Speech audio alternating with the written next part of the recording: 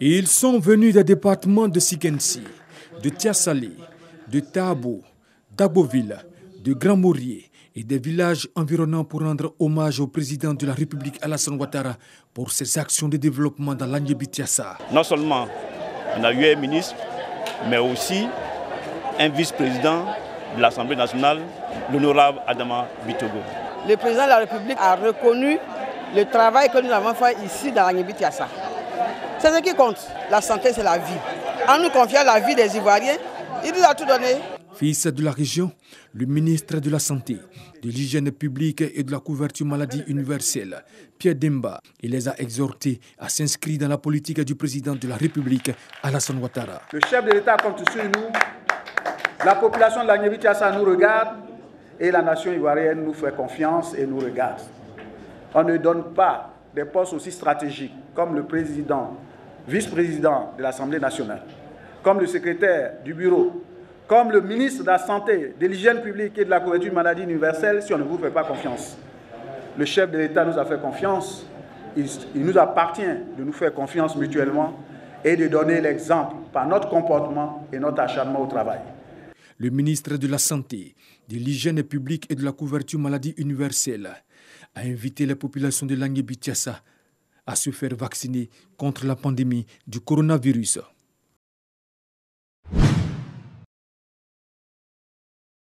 L'accès aux principaux services de développement, notamment la santé, la nutrition et la protection sociale, reste un impératif pour la petite enfance. À cela, il faudra ajouter l'attention dont l'enfant doit bénéficier dans le cadre familial, ce qui va l'éloigner de nombreuses difficultés. En adhérant depuis 2013 au mouvement mondial Skolindap Nutrition, l'engagement du gouvernement de Côte d'Ivoire allait être traduit par la création du Conseil national pour la nutrition, l'alimentation et le développement de la petite enfance. À ce niveau, les choses se renforcent. Le président de la République, son Excellence Alassane Ouattara, a fait de la priorité la lutte contre la malnutrition, dont sont victimes nos enfants dans l'âge compris entre 0 et 15 ans, 0 et 5 ans, et les femmes en âge de procréer.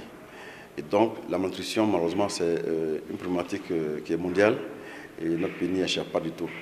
Et c'est un problème également qui est beaucoup plus rural que urbain. Au cours d'un atelier, l'heure est à l'installation de comités régionaux. Ils sont 11 au total. Beke, Ambol, Nzi, district autonome de Yamoussoukro, district autonome d'Abidjan, Grand Pont, Boclé, Go, Lodjibois, Mourounou et Indénié Douablé. Les comités sont présidés par les préfets de région.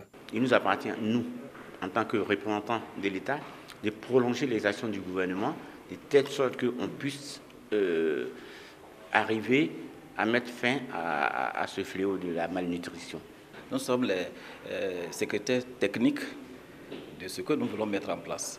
Et les préfets sont devant, nous sommes avec eux, nous tous nous devons être engagés dans cette lutte-là. Les comités régionaux de nutrition, d'alimentation et de développement de la petite enfance, CORNAP, auront pour mission de vulgariser les efforts de lutte. Ces femmes, des agricultrices en plein nettoyage du rue du village, ce sont les membres de l'association des femmes dynamiques de Baïbi, un village à 7 km de Dieukwé. Elles sont à l'honneur à cette première édition de célébration de la femme du Baïbi pour leur dynamisme dans les activités génératrices de revenus. Une initiative de Cécile Brizou, fille du village, pour les encourager et leur apporter un appui à leur autonomisation. Je vais mettre mes sœurs en coopérative pour vraiment sortir de la pauvreté, pour vraiment sortir de la méconnaissance. Leur donner de la formation. Prestations artistiques, chants et danses du groupement de femmes venues des villages et campements environnants. La culture est donc aussi mise en valeur.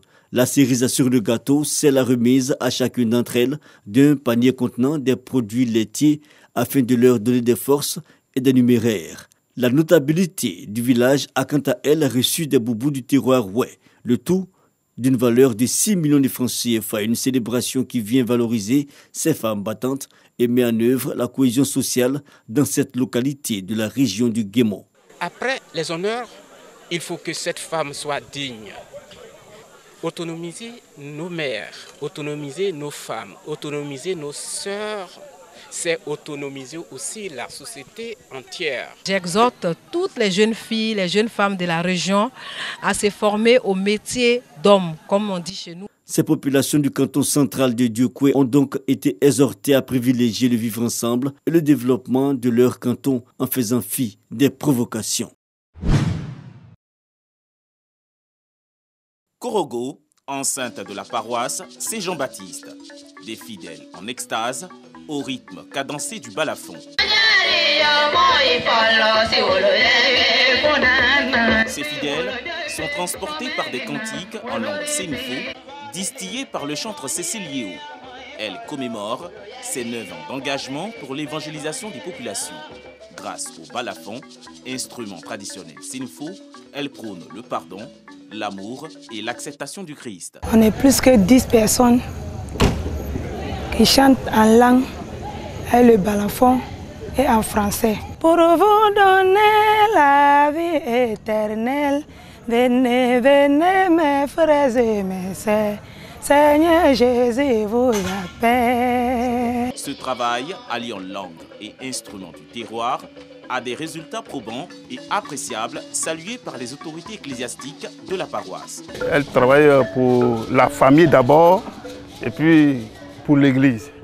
Quelqu'un qui va à l'église, on est très content d'elle. Des messages qui peuvent renforcer la cohésion sociale, la cohésion au niveau spirituel, la communion dans l'église. Que le balafon a intégré aujourd'hui la maison de Dieu. Et pour nous, en tant que fils du pays Sénoufo, c'est de participer justement à la promotion de ce christianisme-là, à la promotion de cette foi chrétienne, mais empreinte vraiment de tradition Sénoufo. Et ça, c'est vraiment avec beaucoup de plaisir que nous accompagnons tout ce qui est chantre chrétien Sénoufo.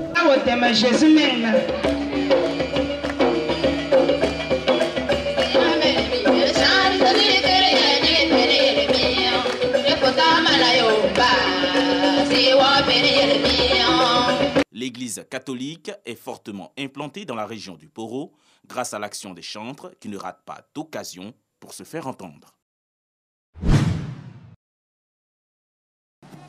Renforcer la foi et la fraternité au sein de l'Église des Assemblées de Dieu. À Tahabo, la célébration de l'Assemblée annuelle des femmes de l'Église a été l'occasion pour l'AOC, Action des ouvrières du Christ, une entité de cette communauté, d'exhorter les femmes à la communion fraternelle, fondement de toute vie. Le but, c'est de rassembler vraiment les femmes, les mettre ensemble, avoir une église unie, une église seule où Jésus. Et je dis merci à toutes ces braves femmes. Dans les villages, elles sont sorties, elles ont compris le message. La communion fraternelle, lien de la perfection. À l'origine, l'église était unie, l'église partageait tout. L'église vivait une communion fraternelle vraie. Aujourd'hui, on constate que les choses ont changé. Chacun est centré sur lui-même. Et à travers ce thème, nous voulons interpeller chaque femme à engager sa volonté personnelle afin de propulser la communion fraternelle. Dans sa prédication, le pasteur principal Gilbert Clané a mis l'accent sur la nécessité de se pardonner afin de renforcer la cohésion sociale et la fraternité entre les communautés. Disons merci à l'AOC qui a choisi ce thème de la communion fraternelle vraiment pour ramener l'Église à ses valeurs primitives, qui était une bonne chose pour que l'Église avance. Autre temps fort de la célébration de l'Assemblée annuelle des femmes de l'Église des Assemblées de Dieu de Tahabo, Action des ouvrières du Christ, la séance de prière pour la paix en Côte d'Ivoire.